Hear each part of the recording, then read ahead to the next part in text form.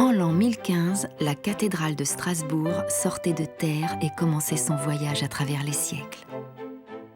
Ces 1500 mètres carrés de magnifiques verrières anciennes nous sont parvenus quasiment intactes, à l'exception de 2 baies mystérieusement disparues dans la chapelle Sainte-Catherine. Pour fêter le millénaire de l'édifice, un vitrail contemporain est créé pour les remplacer.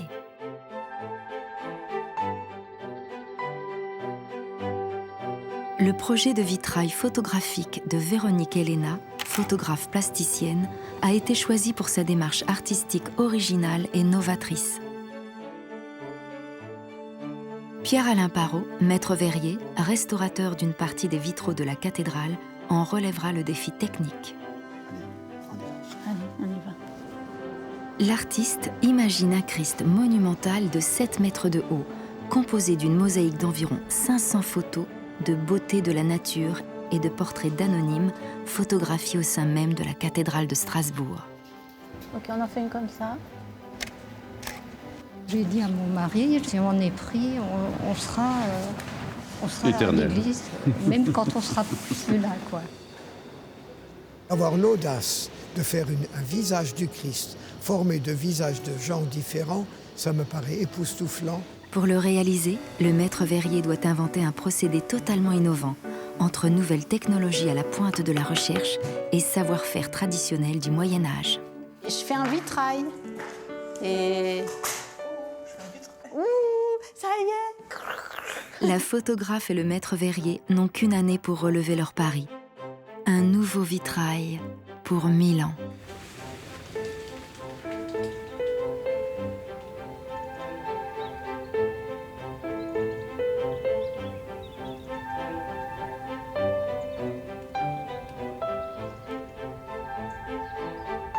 Quand j'ai appris que j'étais présélectionnée, ça a été un grand moment de bonheur jusqu'à ce que je reçoive le cahier des charges.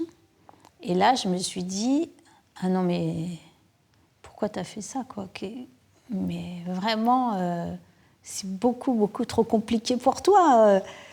Et en même temps, quelque chose en moi disait, mais non, c'est vraiment génial,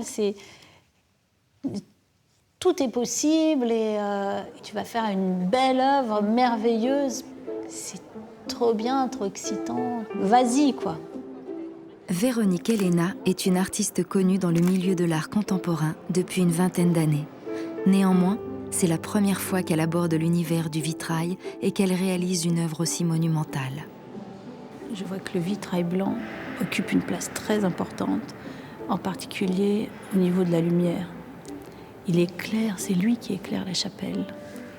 Et ça va être une donnée très importante dans la réalisation du projet. Il faudra qu'il reste de la lumière pour pas casser ce que les gens ont l'habitude de vivre en venant ici.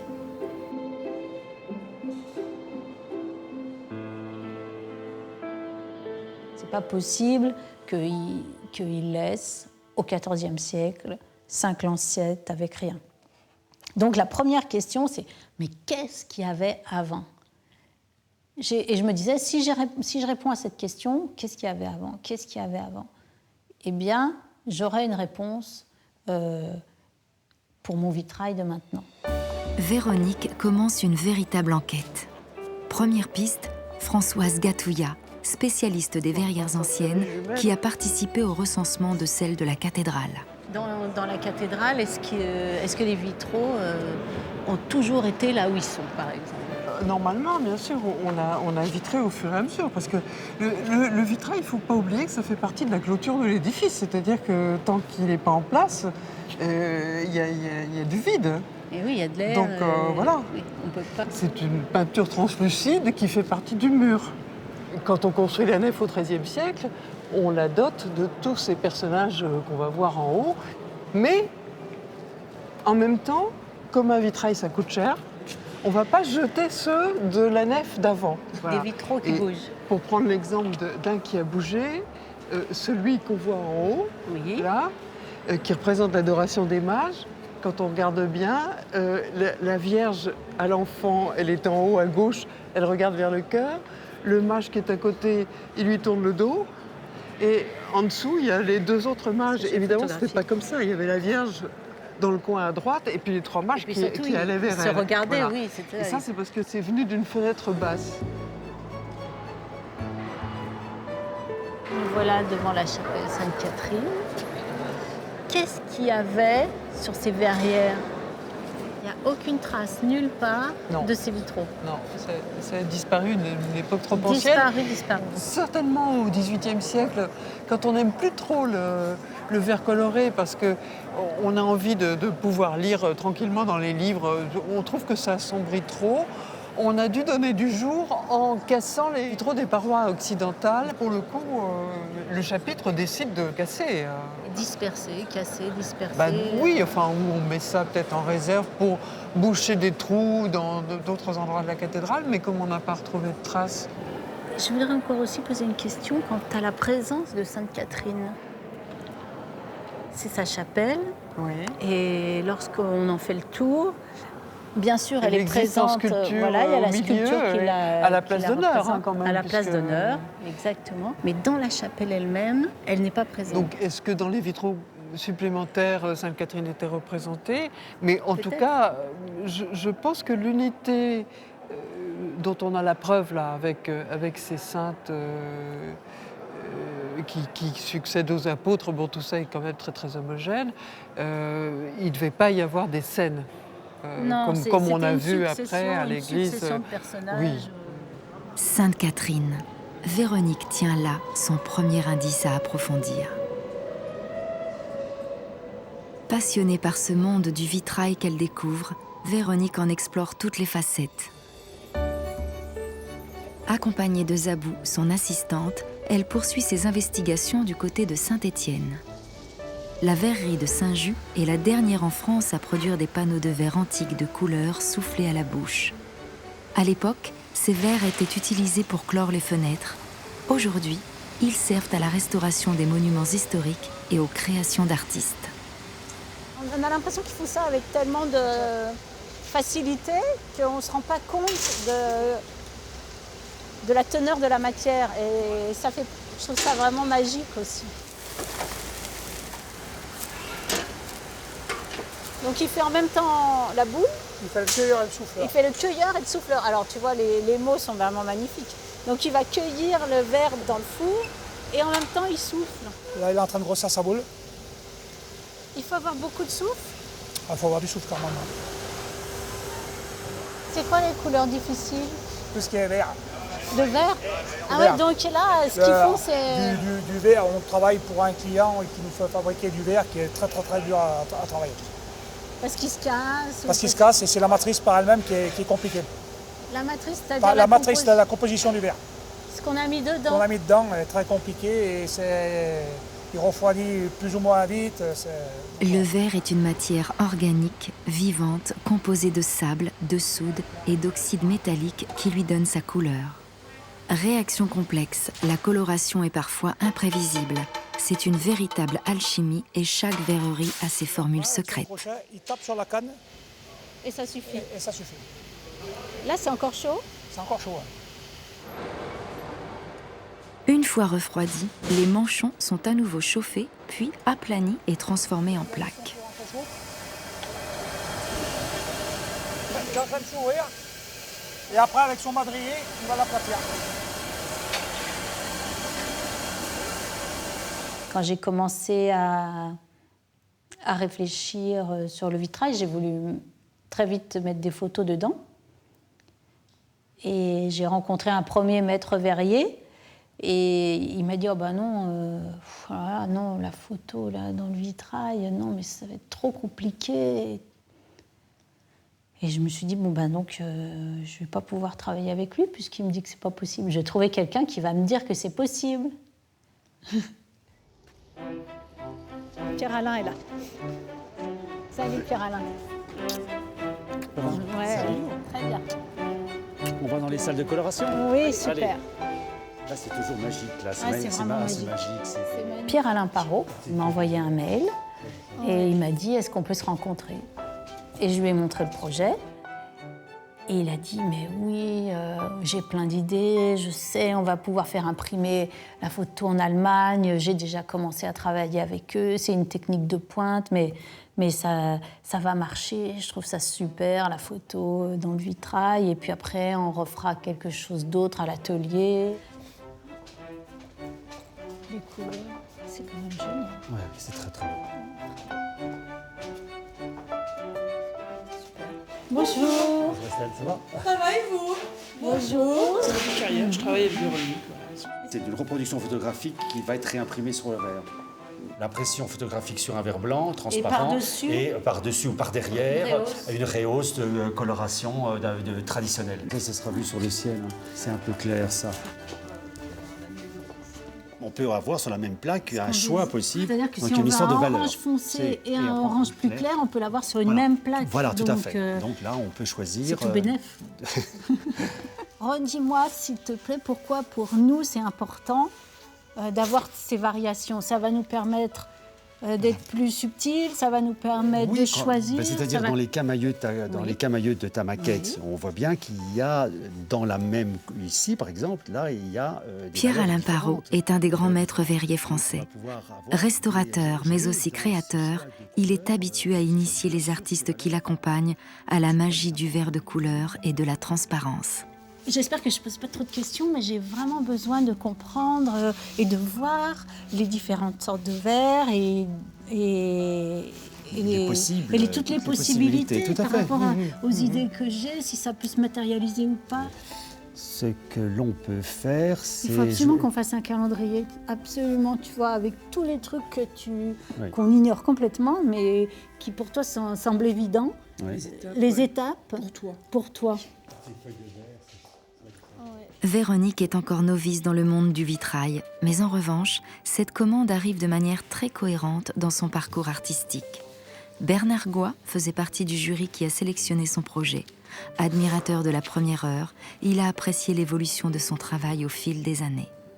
Elle a un parcours très significatif sur le plan professionnel pour le monde de l'art, et en même temps ce n'est pas une grande figure, c'est-à-dire que ce n'est pas quelqu'un qui est connu des médias et du grand public. Et Véronique a choisi dans le passé à plusieurs reprises des sujets relativement modestes.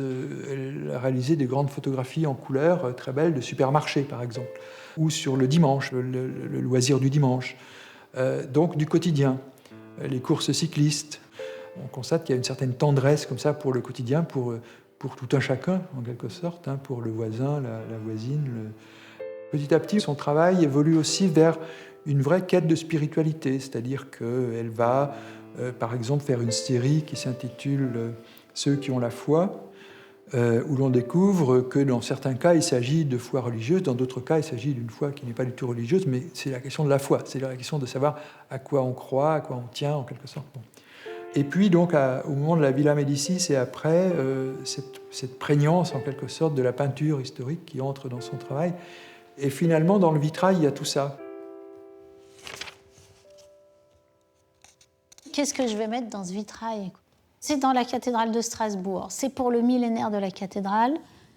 Et je dois trouver quelque chose qui soit à la hauteur, assez fort, pour tenir des siècles.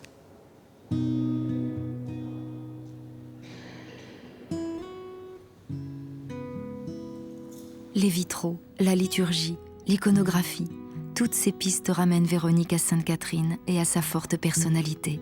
Moderne, érudite, s'opposant aux princes et aux philosophes de son temps pour défendre sa foi. Et j'ai aimé cette figure, le fait que ce soit une femme aussi, très important. Et en tant que femme, faire un vitrail pour une cathédrale, pour le millénaire de la cathédrale, c'était une dimension supplémentaire qui a beaucoup participé à l'énergie que j'ai mis, que j'avais à faire le travail.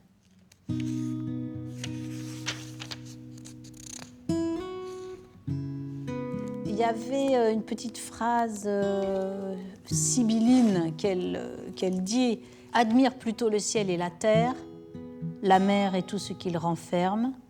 Admire les ornements du ciel, comme le soleil, la lune et les étoiles, la nuit et le jour. Quand tu auras remarqué ces merveilles, cherche et apprends quel est leur maître.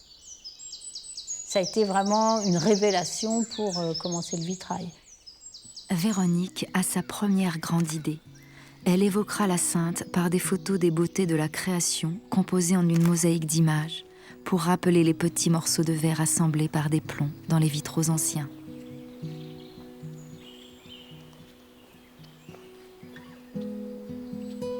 Elle établit une liste de 200 à 300 clichés. Quand je vois quelque chose qui est beau, presque j'oublie ma liste et je me dis ouah, ça je le veux dans le vitrail, ça c'est vraiment ça va être super dans le vitrail et je fais la photo.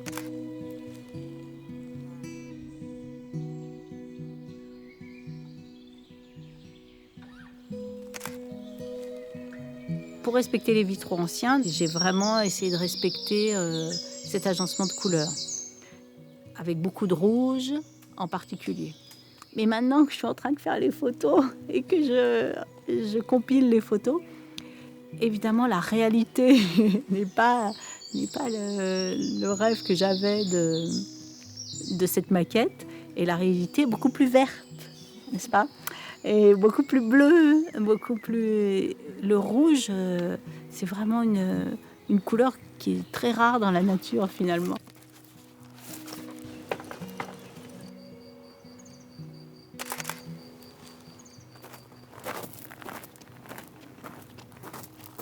Là, je travaille à la chambre.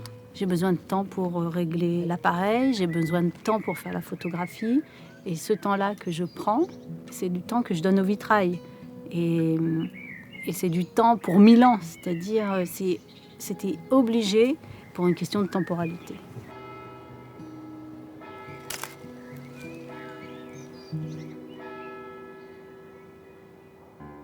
Une nouvelle intuition s'impose. Utiliser les 2 baies comme un ensemble pour y représenter un sujet monumental. Après de nombreux essais, Véronique revient une fois encore sur les traces des vitraux anciens de la chapelle Sainte-Catherine.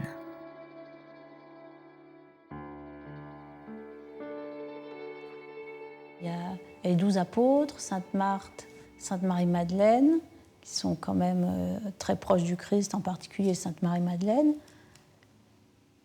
Donc ça devait parler du Christ également. Quel visage donner au Christ en 2014 ?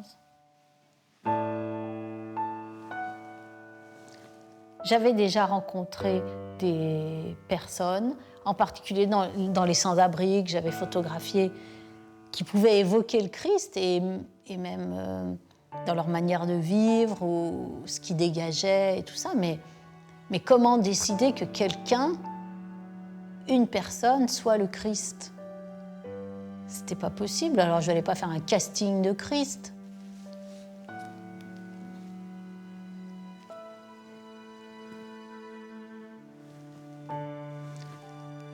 Je me suis dit, bien c'est une image qui n'a pas été faite aujourd'hui, qui serait quelque chose d'universel. Une image du Christ qu'on a toujours vu, une image du Christ qu'on connaît. Et en cherchant dans la peinture, j'ai trouvé le Christ de Memling de 1481 et je me dis que c'est lui. Parce qu'il y a quelque chose de grande bonté dans son visage, beaucoup de bienveillance, il est très beau. Ce qui va transformer le projet en quelque chose de beaucoup plus rassembleur, comme toujours c'est mon idée, c'est l'idée qui fait que le projet avance. Eh bien, je décide de photographier des gens, de prendre des photos de l'humanité, d'une partie de l'humanité, mais vraiment de gens de tous âges, de toutes conditions, et d'intégrer ces visages dans le visage du Christ. Et en plus, Véronique a l'idée géniale de choisir d'incarner cette humanité par les visiteurs amoureux de la cathédrale. Elle recrute par le biais d'un appel dans la presse locale et 150 personnes viennent se faire tirer le portrait, à commencer par le chanoine Eckert. Je n'avais jamais eu l'idée qu'on pourrait représenter le Christ comme ça, avec une juxtaposition de visages de gens d'aujourd'hui qui effectivement sont ceux qui construisent l'Église et représentent le Christ dans notre temps. Vous êtes le corps du Christ. Le Christ en est la tête, vous êtes le corps. Ça s'est encore lu ce matin au cours de la messe. Elle est parfaitement dans l'axe théologique de la représentation du Christ ressuscité, aujourd'hui présent dans son Église. Je vais vous demander de tenir ça, parce que la lumière est un peu différente. Ah d'accord, ça fait exactement, c'est un réflecteur. Ça débouche les ombres. Exactement, ça débouche. Vous tournez votre visage vers moi. Ok, super. Et c'est une demi-seconde. Bougez plus. J'ai essayé là. Ouais, génial. Ça va? Ouais, ça va, super. Bon, allez. Merci beaucoup, je vous remercie. Voilà, mais je vous en prie, c'était de bon cœur. Au revoir. Allez, bonne Merci chance. beaucoup, Hein. Petite création personnelle à l'occasion de la cathédrale. C'est trop mignon. Je suis pâtissier de formation et à côté de ça, je suis passionné par la cathédrale. Donc quand j'ai vu le projet d'un nouveau vitrail, j'étais emballé pour participer. Baissez un peu le menton et ok, bougez plus. Nous sommes sensibles à ce qui est photo parce qu'on a une fille photographe à Strasbourg. Très bien. Betty vous l'a dit, notre fille est Ben photographe. ouais, elle vient de nous dire ça à l'instant. D'accord. J'ai trouvé ça fabuleux qu'un nouveau vitrail soit réalisé pour la cathédrale de Strasbourg, parce que je ne savais pas qu'il y avait encore des espaces vacants. Et puis alors, de participer à un tel projet, c'est extraordinaire. Parce que je trouve que la cathédrale de Strasbourg, c'est un des plus beaux monuments de France, d'Alsace de toute façon. Parce que c'est vraiment un honneur, je trouve, de participer à ça. Voilà. Allez, bouge plus, je fais une photo. Dis donc, tu t'es fait une sacrée bosse là, qu'est-ce qui t'est arrivé? Mon petit frère, il a me jeté quelque chose. Oh la vache, bah dis donc ton petit frère. Ouais, comme ça, un tout petit peu. Ouais. Je photographie les gens ici, à cette place précise. Ils sont dans la lumière. C'est pas n'importe quelle lumière. C'est la lumière blanche des vitraux sur lesquels je travaille. Cette lumière, elle ne sera plus présente lorsque les vitraux seront faits. Et du coup, c'est la trace pour toujours de cette lumière-là, dans cet endroit-là. Et quand les visages des personnes seront dans le vitrail, la lumière traversera sa propre lumière, en fait. En tant que couple, que famille franco-allemande, ce projet avait une résonance particulière et on n'a pas réfléchi très longtemps, tout de suite. On a répondu et on s'est inscrit et avec les enfants, c'est d'autant plus chouette d'y participer. Ce qui m'a séduit, nous on a un rapport un peu bizarre aux photos. On a maintenant 6000 photos, je crois, de la famille. Mais on est complètement en retard. On a réussi à faire un album. Donc là, je sais qu'au moins, il y a une photo qui sera pour quelques années de plus. On a trouvé le petit ange.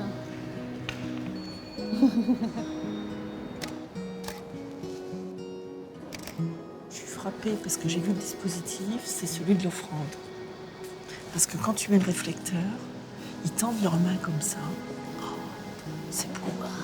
C'est très beau. Il faudra que tu... C'est très beau, ça. La religion, c'est ce qui relie. Mais tu sais qu'en fait... Donc là, tu es en train de créer un dispositif où ça relie des choses et des lieux, des pensées, des individus. Est-ce que vous avez votre projet en tête? Non, je pense... Est-ce que c'est la meilleure photo d'elle que j'ai faite? Est-ce que j'ai bien tout ce que... Ça, je peux pas vous aider là. Voilà. Est-ce que je peux faire mieux? Voilà ce que je pense. Arrangez-moi, ça m'arrangerait.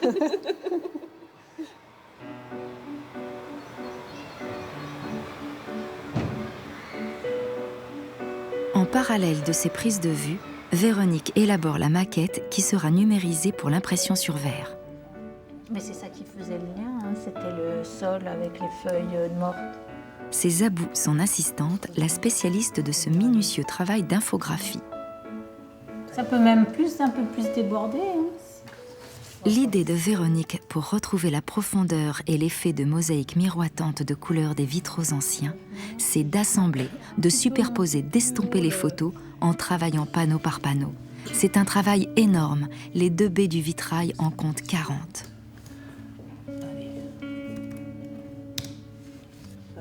Il y a moyen de plus les lier. Ça serait bien. Et c'est pas mal que les feuilles mortes... Ouais, oui, c'est bien. C'est une nouvelle phase de recherche et d'essai entre écran d'ordinateur et impression sur papier à la moitié de l'échelle réelle. Vas-y, dézoome. Ouais, si, je crois que c'est très bien. Pour l'instant, ce que j'ai mis au mur, c'est des étapes. Ça change sans arrêt, parce que sans arrêt, on est en train de travailler, et puis on rajoute ou on change. C'est 2 directions différentes que j'arrive pas à abandonner ni l'une ni l'autre. La direction la plus à gauche, c'est très photographique, et ça m'intéresse beaucoup. De l'autre côté, c'est beaucoup plus pictural. C'est le premier essai qu'on a fait sans les portraits, parce qu'à ce moment-là, on n'avait pas encore les portraits.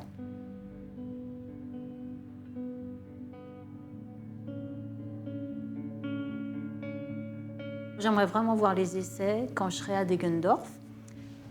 C'est là qu'on va voir ce que ça donne réellement sur le verre. Et ça, on ne le sait pas encore. Pour l'instant, tous les essais qu'on fait,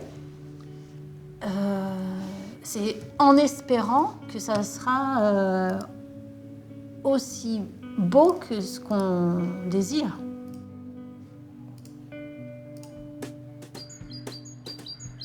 L'usine de Deggendorf en Bavière, filiale recherche et innovation d'un grand groupe verrier, a développé la toute nouvelle technologie que Pierre-Alain a choisie pour la réalisation du vitrail.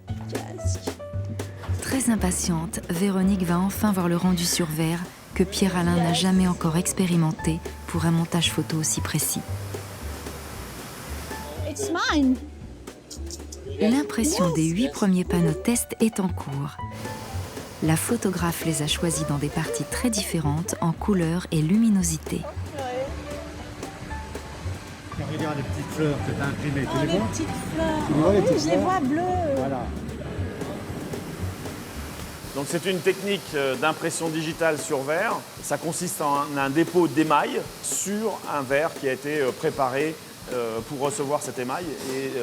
Et ensuite, ce vitrage, avec cet émail, va passer dans un four pour qu'on ait une sorte de vitrification des émaux.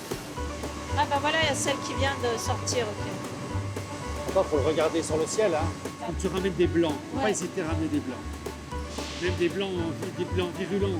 Ça peut être plus blanc. Ouais. J'ai envie de pleurer en fait. C'est sublime.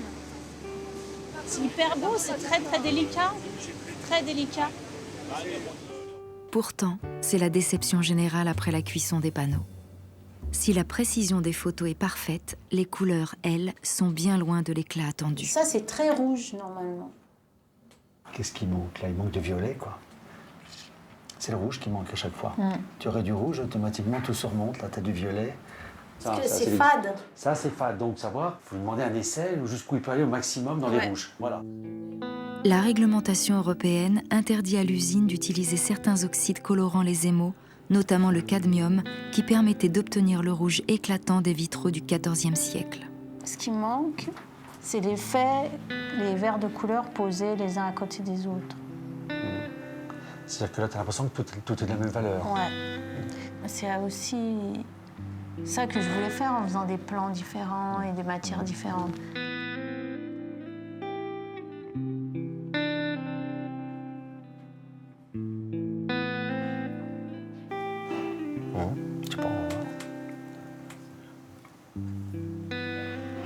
Pour que j'ai de la matière, un truc physique. Red, je mets plus là. Sature le rouge. On va voir ce que ça donne.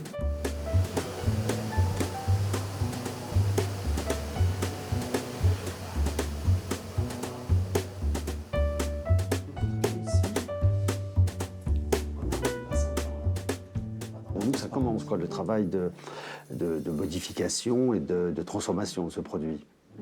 C'est un produit industriel, malgré tout. Donc maintenant, il faut le transformer en une œuvre d'art, c'est autre chose.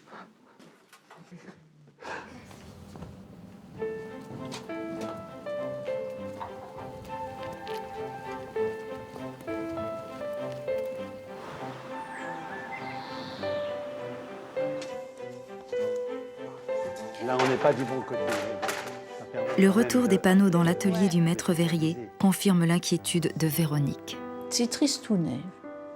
Ouais. Ce que je veux transmettre dans ce vitrail, c'est vraiment quelque chose de joyeux, de pimpant. Et puis là, on n'y est pas encore, quoi. Et quand on va sortir nos 40 panneaux, qu'est-ce qui va se passer? Il faut vraiment être sûr qu'il n'y ait pas de... qu'on ne soit pas ultra déçu quand on va recevoir les 40 panneaux, quoi. On peut faire un essai, il faut faire un essai, on est là pour ça.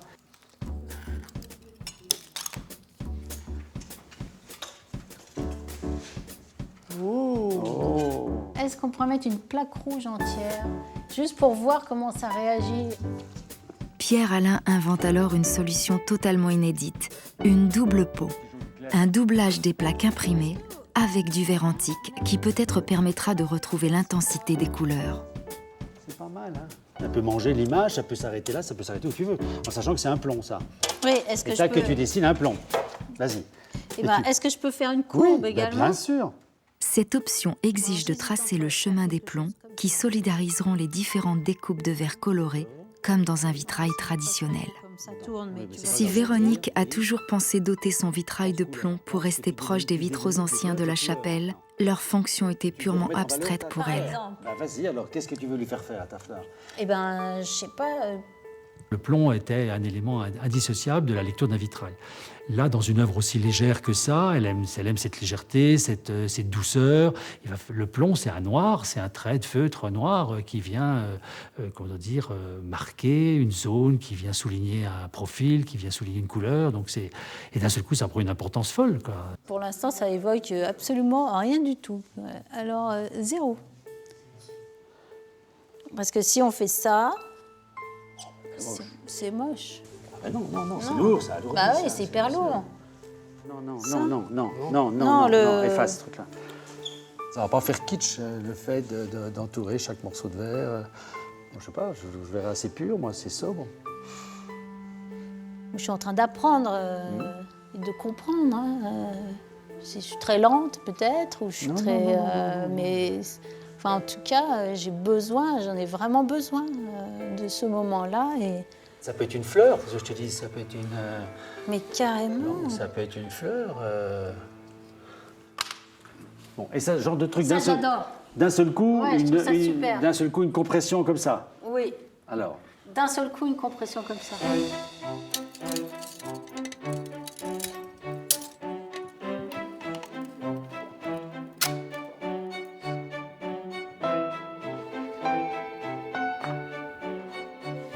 C'est un Pulse géant, oui.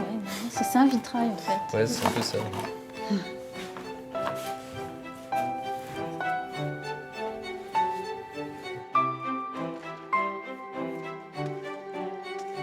Là, c'est mon fantasme de vitrail qui se réalise.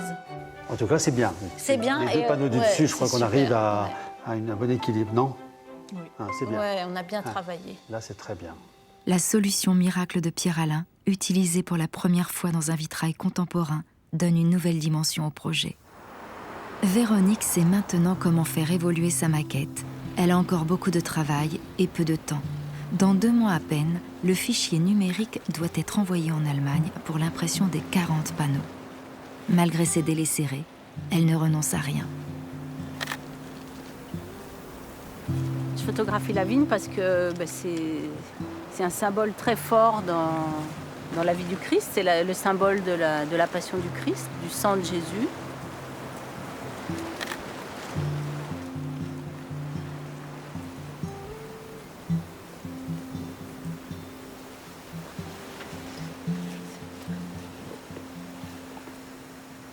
Lorsque je travaille dans les environs de Strasbourg, j'ai l'impression d'être sur le chemin des tailleurs de pierre. Quand ils construisaient la cathédrale, ils venaient chercher les pierres la région de Strasbourg et s'inspirait directement des motifs floraux. La vigne, bien sûr, le houblon. Ça va lier mon vitrail encore plus à la ville et à la cathédrale.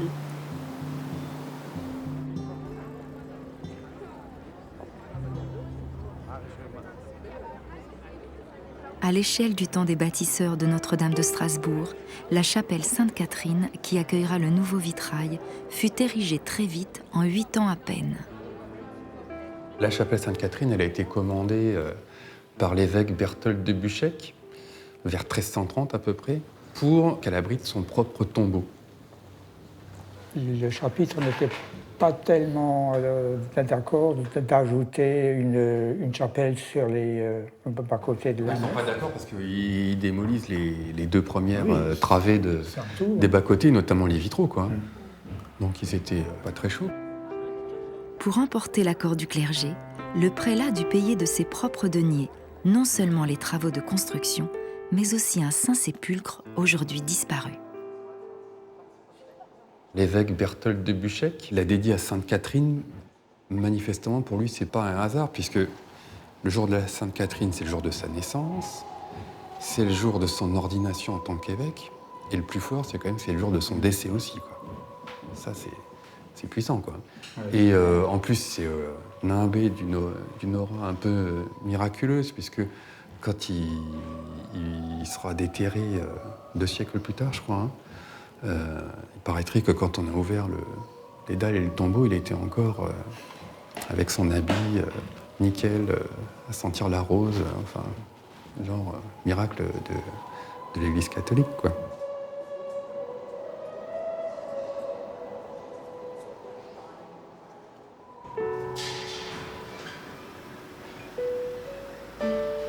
Voilà, c'est fini. Quand je regarde cette maquette, je suis à la fois très heureuse et je vois que les défauts, en fait. Oui, je vois que les choses qui vont pas, les choses où j'ai renoncé. Et je vois pas encore le merveilleux de la chose que je voulais créer.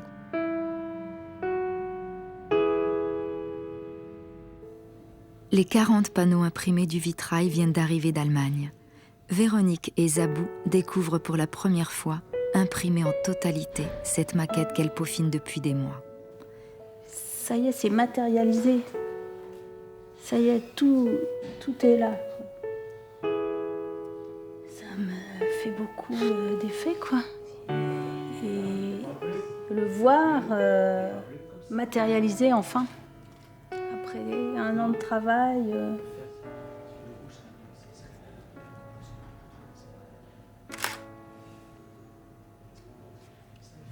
Bon, bah très bien. Bravo, ça existe. Ça y est, c'est très fort, hyper fort. Et en couveuse. Mais le bébé est... Moi, je le vois plus comme bébé. Moi, je le vois comme l'ado qui quitte le foyer petit à petit. Tu sais, là, qui est dans un studio, puis qui va s'installer. Bon, il est en coloc, là, un peu. Il n'est pas encore tout seul. Il est encore dans sa couveuse. Moi, c'est bon. Maintenant, il va falloir envisager la suite. Là, c'est compliqué. C'est-à-dire qu'il faut imaginer, maintenant la transformation en vitrail. Donc là, c'est pas évident. Là, je mettrai, regarde la maquette là-bas. On est plus foncé en haut à gauche. Donc là ou comme ça. Moi, je pense que ça serait mieux comme ça. Pour effectivement voir si on Avec le dessin du réseau des plombs maintenant maîtrisé par Véronique, Pierre-Alain et son équipe de vitraillistes fabriquent panneau par panneau la double peau qui viendra recouvrir les 2 baies de ce vitrail de plus de 7 mètres de haut.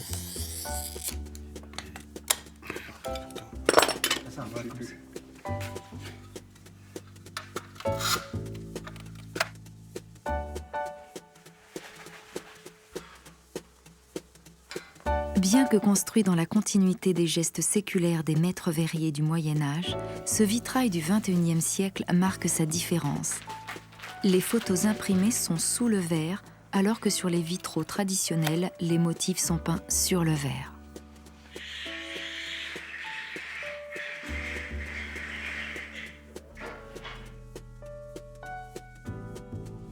avance.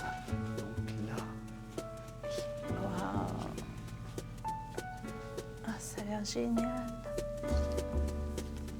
T'as réémaillé là?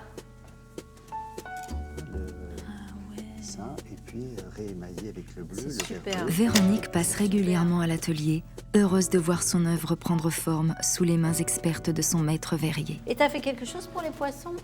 Ou pas encore? J'ai dégravé le vert bleu, c'était mieux pour pouvoir rehausser en émail sur les poissons. Sur les poissons, de façon où on va proposer différents émaux, voir ce que ça donne. Mais c'est génial. C'est un peu comme un chef d'orchestre, le maître verrier, par rapport à l'artiste. Il a une œuvre à faire et puis il faut composer. Et puis c'est une espèce d'interprétation en fait de la maquette. Ça ne peut pas jamais être la maquette. Ça ne peut jamais être la maquette. C'est pas possible. Ah oui, non, oui, je veux que du vert ici. Que du vert la couleur. Vert la couleur, VERT. VERT. Parce que du vert, il y en a partout. Nous sommes dans le vert. Voilà.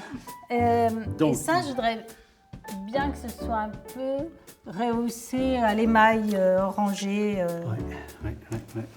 Bon. C'est compliqué, ça. On va voir ce qu'on peut faire.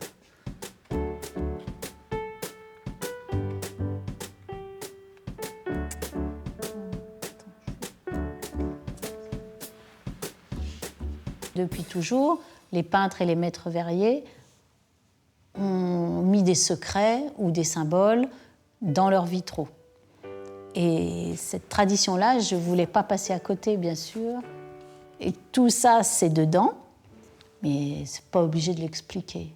Le fait que ce soit dedans, ça va nourrir, ça va lui donner une épaisseur, mais c'est pas obligé de l'expliquer.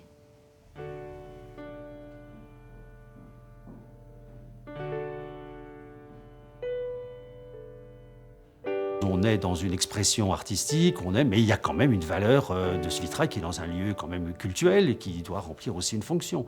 Donc il n'y a pas que l'image qui est là pour symboliser une idée du christianisme. Il y a aussi cette fonction spirituelle que le vitrail doit émettre au regard.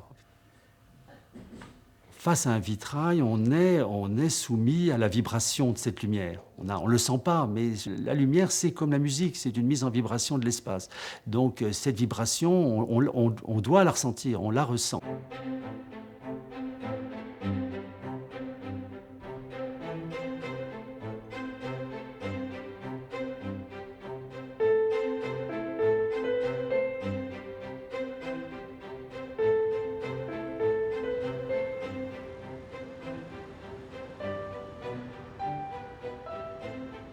Dernière étape, une semaine avant l'inauguration. Le vitrail emménage dans sa nouvelle demeure, la chapelle Sainte-Catherine.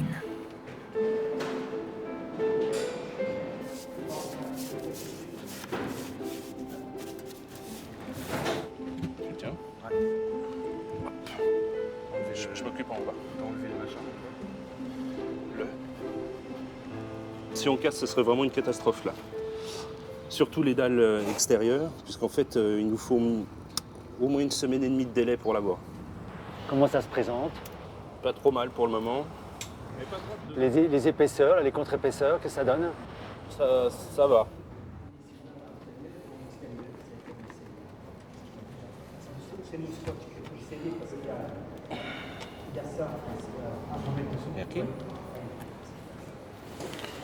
C'est bon. T'es appuyé contre la feuillure de chaque côté, oui. Là, on ne voudrait pas trop appuyer non plus. On viendra bourrer après de l'extérieur. Non, c'est très bien. Bon, je vais voir à l'intérieur alors.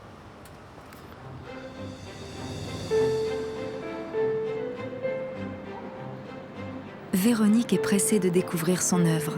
Depuis 1 an et demi, elle l'a imaginée si souvent à la place des verrières blanches dans la chapelle. T'as vu à côté ça? C'est allé tellement vite. Pince-moi. Pourquoi? Pour que c'est sûr que c'est vrai. Oui, c'est pas un rêve. Ah, oui. Ça y est, ils les ont montés. Ah ouais, ça y est, ça y est. Ça y est. Les 2 derniers panneaux. Oh là là.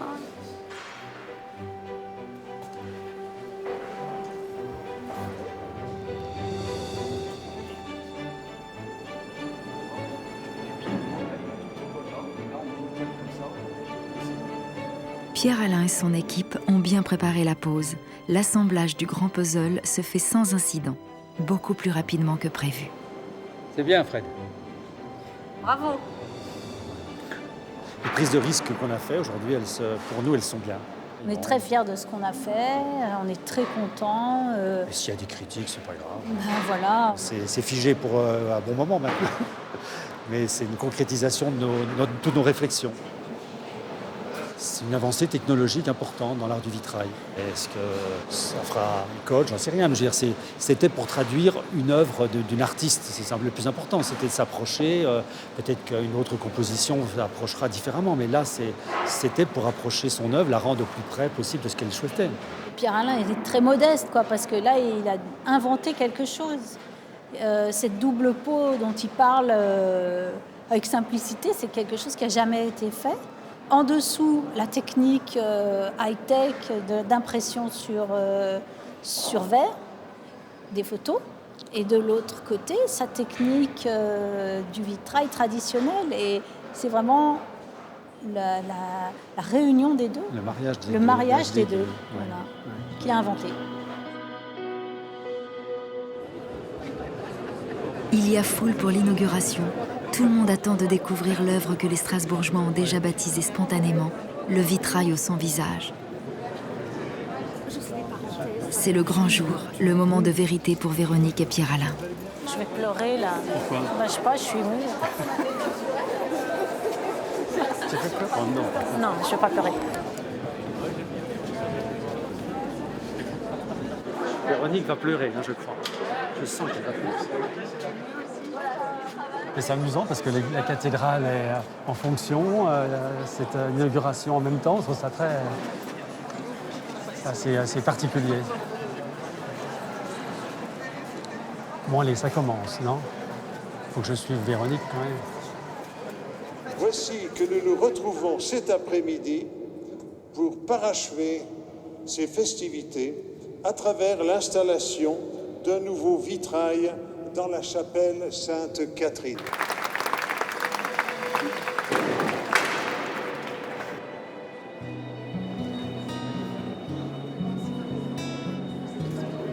Ça se marie bien avec le reste. C'est une belle réussite.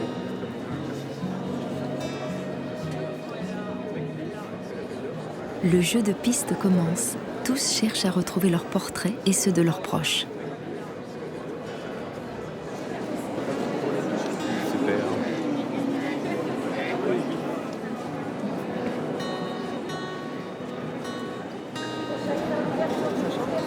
Tu as trouvé?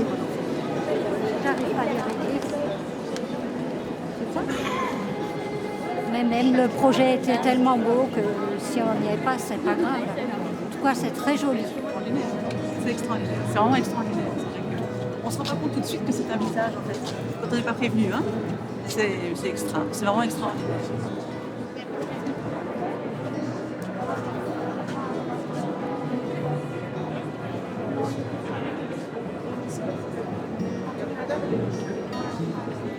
Donc j'ai trouvé mon gamin en fait, hein. Je veux dire, voilà. on le reconnaît très bien là en fait.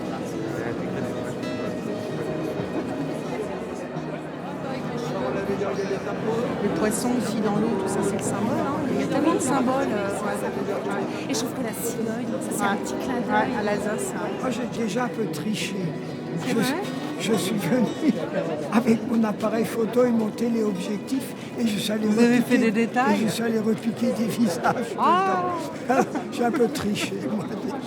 Oui, parce que c'est pas fait pour ça, c'est fait pour une perception globale et symbolique. Et la perception globale est très belle. Oui. C'est vraiment... Non, c'est une réussite. Je m'attendais pas à ça, pas du tout. Parce que j'étais assez sceptique au départ. Je trouve ça éblouissant, vraiment. Au-dessus du sourcil à gauche, il y a une Sophie en gros plan. Donc à gauche? Ouais, au-dessus du sourcil. Ah oui, je la vois. Et au-dessus, c'est moi. C'est fou. Extraordinaire. C'est magnifique, hein. On est dans l'émotion parce qu'on se dit qu'on est dans la cathédrale de Strasbourg, c'est un honneur. Hein, moi, j'en suis toute émue. Hein. Quand on sera mort, ces vitraux, ils seront toujours là, pour des millénaires peut-être. On a attendu depuis 9 mois, depuis des photos là, en janvier dernier. Là, c'est vraiment la surprise. Il y avait une photo dans les DNA récemment, mais on ne voyait pas grand-chose. Assez chouette, resplendissant. L'émotion est intense. Très bon. Le nouveau vitrail a gagné sa place pour 1000 ans. Je sens beaucoup d'émerveillement et c'est ce que je voulais. Je voulais que les gens soient émerveillés et touchés, émus. Donc je crois que ça marche.